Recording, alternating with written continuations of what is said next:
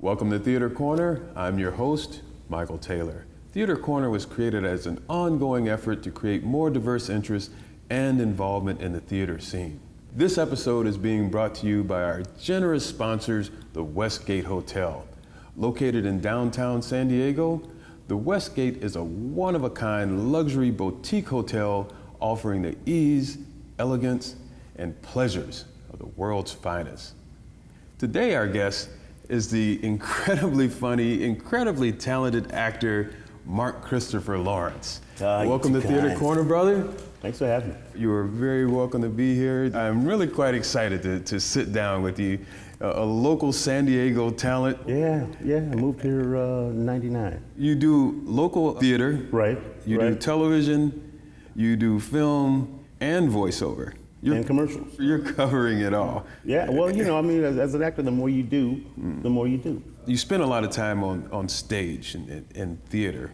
And I'm curious, why theater? What speaks to you about theater? Why is that so important? Well, that's the first love. I mean, with theater, it's like that's where you learn to act. That's where you grow. That's my first professional play was at Los Angeles Theater Center. Antony and Cleopatra.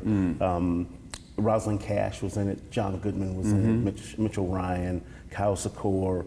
All these really strong actors. CCH Pounder, and I was still in college, and my acting in class took a leap because I was doing this play.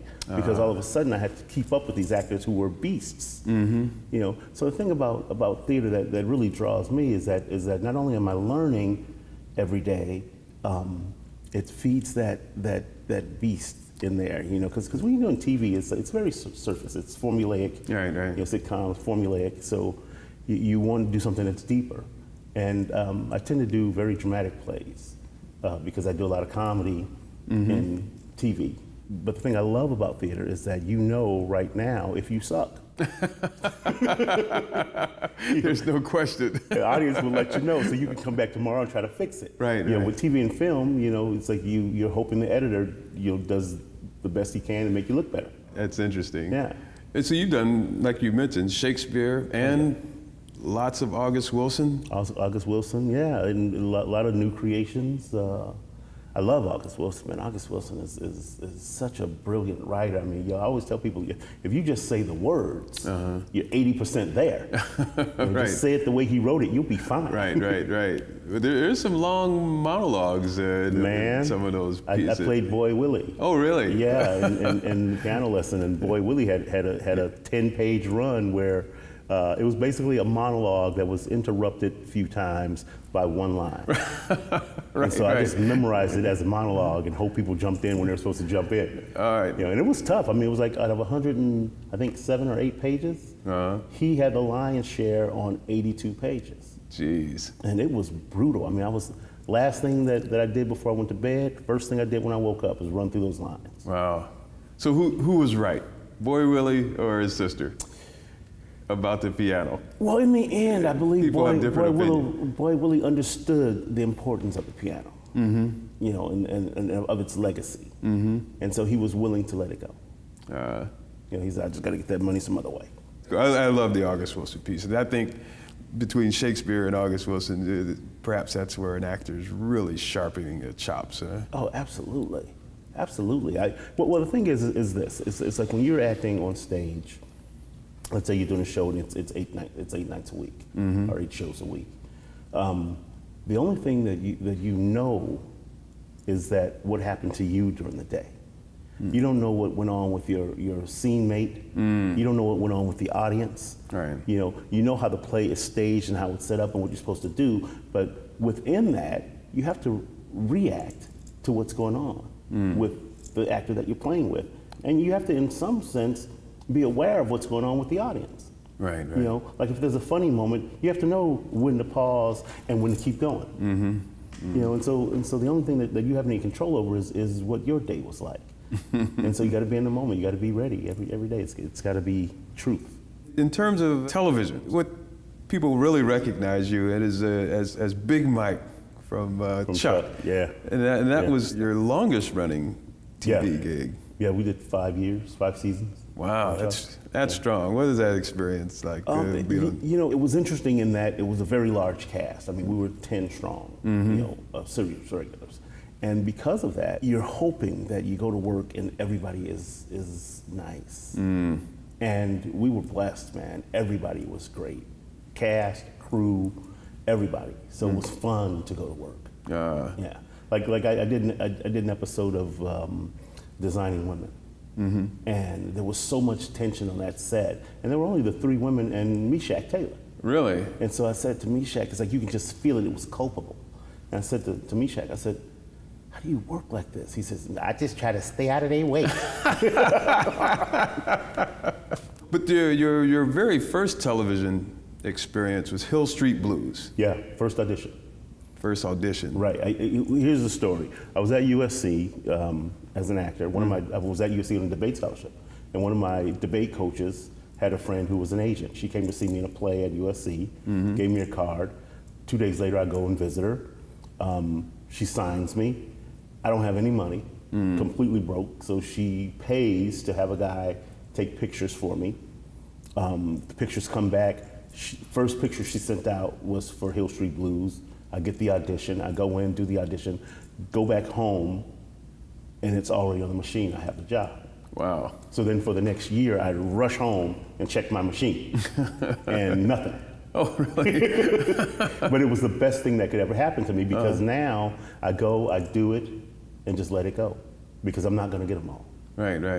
And so even when I'm in a slump, it's like, something will come, I'll be fine. Man, this acting is not for the faint of heart. It is not for the faint of heart. I mean, I know some really strong actors who stopped because they couldn't take the roller coaster. Jeez. But that's why I do a lot of other stuff. I do, voiceover and commercials and, TV and film and stage, because you can bounce back into that. Stand-up, keeps the bills paid. Wow. And so in terms of film, here's a brother that was on Terminator 2. First big movie. And I've said this many times, that every time I've tried to do something else in the industry, or out of the industry, it's like because I get frustrated. Terminator 2 was like in my first 5 years. So all my friends from debate in college were clerking for judges and are either at major law firms, and I was like, just sort of meandering along as this under 5 actor. And I was like, man, maybe I made a mistake. And I had like a 3-month period where I didn't work. So I saw in the LA Weekly, there was learn to deal cards. So I was like, that's what I'm gonna do. I'm gonna go and take this class, learn how to deal cards. I'll get placed in like Monaco or Vegas or somewhere, and that'll be my career. Because they said, 6 figures a year. We have placement. Da da da da. So I was like, okay, this is what I'm going to do. And this is why I believe that God truly puts you where He wants you to be. I go and audit the first class. You can audit for free. If you like it, plop down $4.99 for the class. So I'm sitting there in the first class. Before the first break, the doors open, some suits come in, shut the class down. Oh, wow. Apparently they were laundering money through this class. And then a week later, I was booked for Terminator 2. Wow, my goodness. Yeah. And that experience? Fantastic. James Cameron, watching him as a film director was brilliant. I mean, it was the only time that I've found myself on set all the time. Because usually I say, okay, you got to go and lay down because you never know when they're going to call you back in. But I was just watching him. The way he worked, he was so meticulous.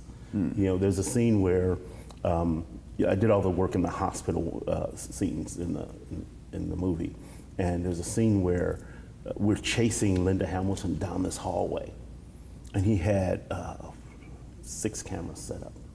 And as we run down the hallway, he had a Steadicam. This is the first time I'd ever seen a Steadicam, and the Steadicam operator was trying to keep up with her running. And then he said to us, he says, hey, you guys got to keep up with Linda. It's like, well, our characters are called burly attendants. Linda Hamilton's been working out 6 days a week, sometimes twice a day. And so, but he was so meticulous about every little thing, and it shows on screen, because he has a vision the way he wants to see it, and he gets it. You've done a little producing yourself, right? Yeah. First thing I produced was a play at the Los Angeles Theater Center with some producing partners of mine. And then I produced a one-man show of Barry Shabaka Henley. It was Jungle Bells. And then I'm producing now a talk show, and it's called Pure Comedy for PureFlix. Pureflix.com. So, Mark Christopher Lawrence, the stand-up comedian, that keeps you on the road just a bit, or at a minimum, at least back and forth to LA. I don't do a lot in LA because in LA it's all showcase rooms. It's like, when I go do stand-up, I need a check. I don't need a showcase. I think film and TV, I have a big enough platform for that. So generally, if I'm doing stand-up, I'm trying to go get paid. I do a little bit of road work. This past couple of months, I was out a lot. Like last month, I think I was only home like 11 days. Wow. But most of the time I'm here. My managers and agents, they don't want me on the road because I can act. It's like some of their comedian clients aren't really good actors, so keep them out on the road. Right. You're extremely funny. I mean, that's not an easy thing to do. A legend in my own mind. And we actually have a short clip of some of your work where you're talking about complicated women. Yeah. Let's run that, Trevor. Women, you are complicated. Extremely complicated. See, men, we are simple. We're the kind of hands-on, touch, feel, taste. That's who we are. Women, you are complicated. And you've been complicated a long time.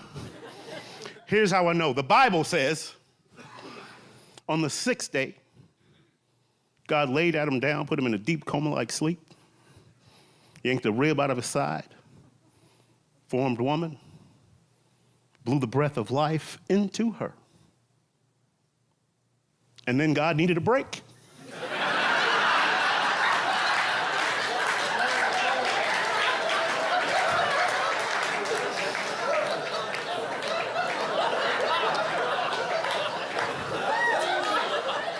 In fact, he stopped creating after that.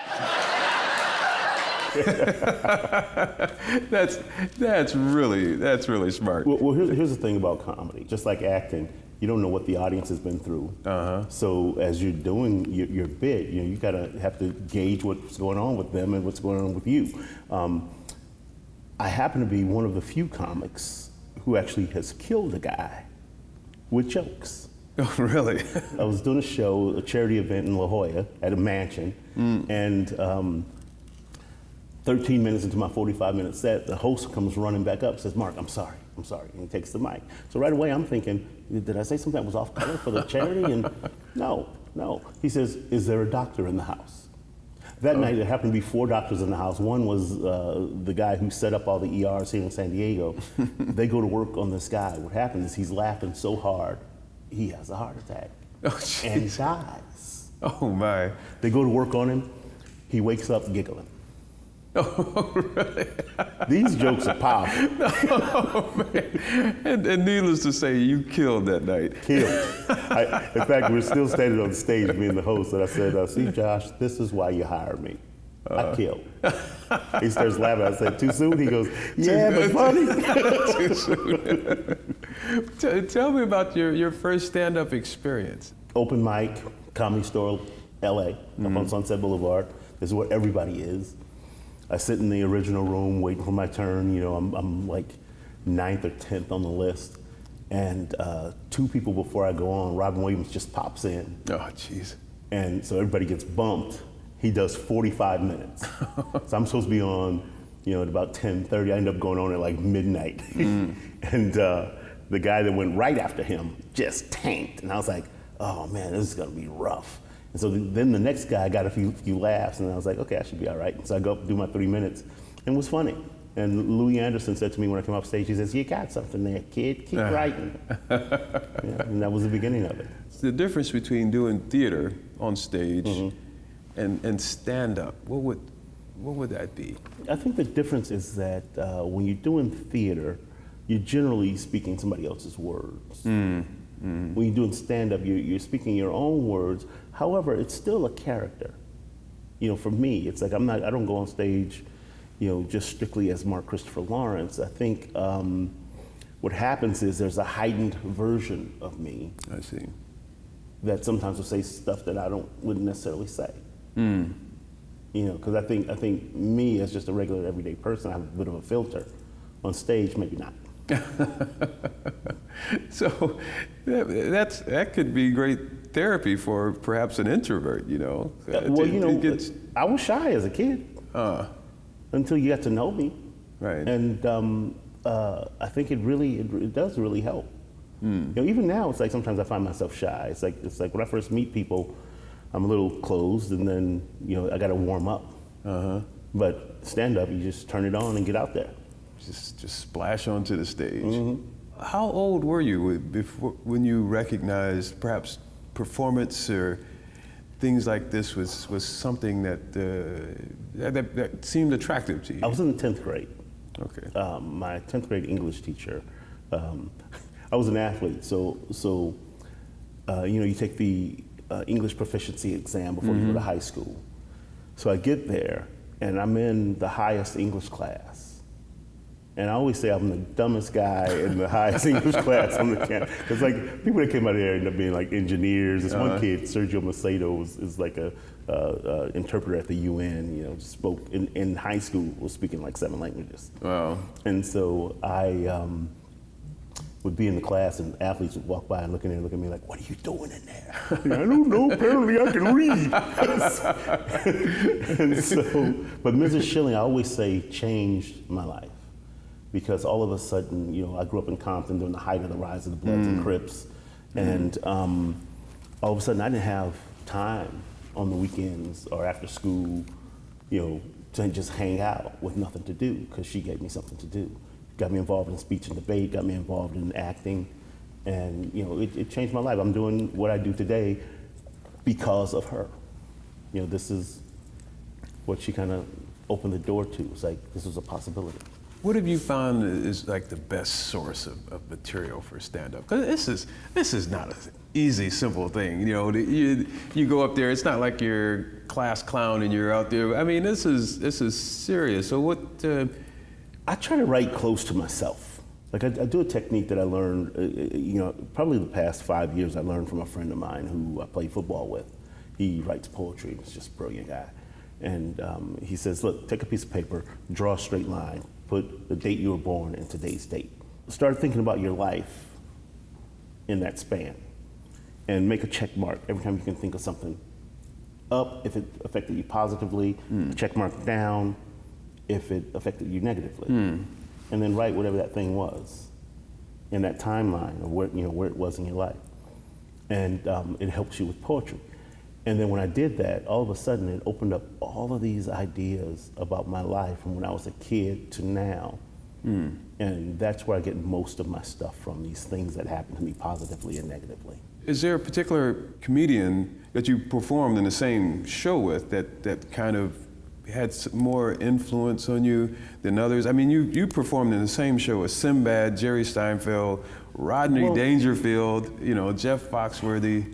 It's like there's so many comics that I like, and I don't know that usually if it's somebody that I've worked with, but Sinbad really impressed me. When I worked with Sinbad, he did something that I've never seen done before.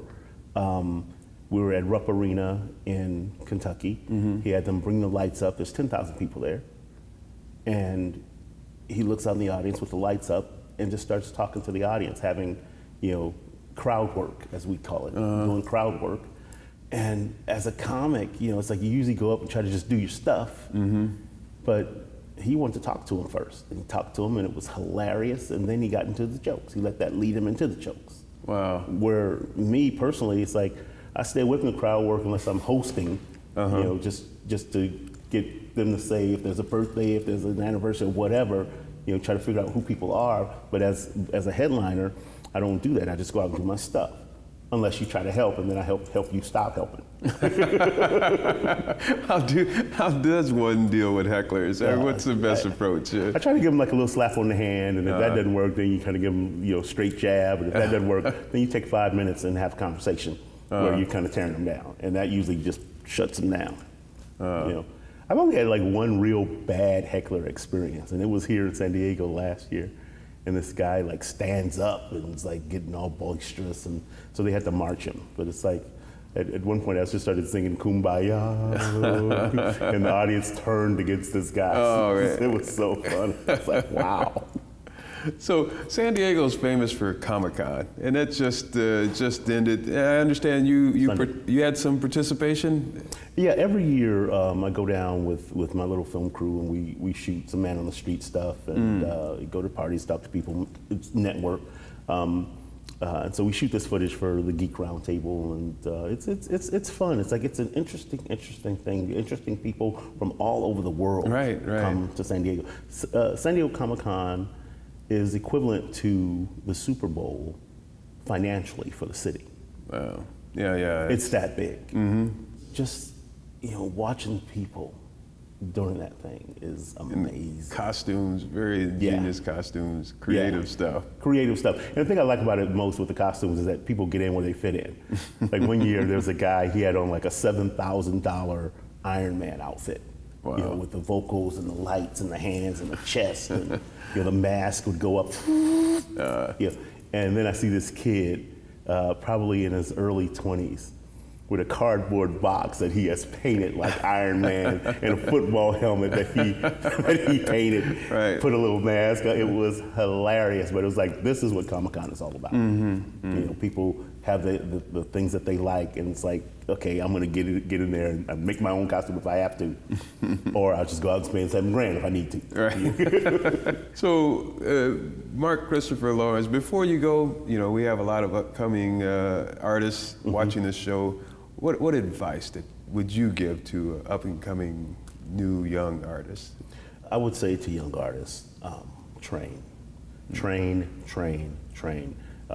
There's nothing more important than honing your craft, and a lot of young folks just want to jump right into TV or right into commercials or film or whatever, and it's like, you look at the people who've been around for years and years and years. It's because they have theater backgrounds, because they're doing theater, and that's where you get a lot of strength and training, craft honing.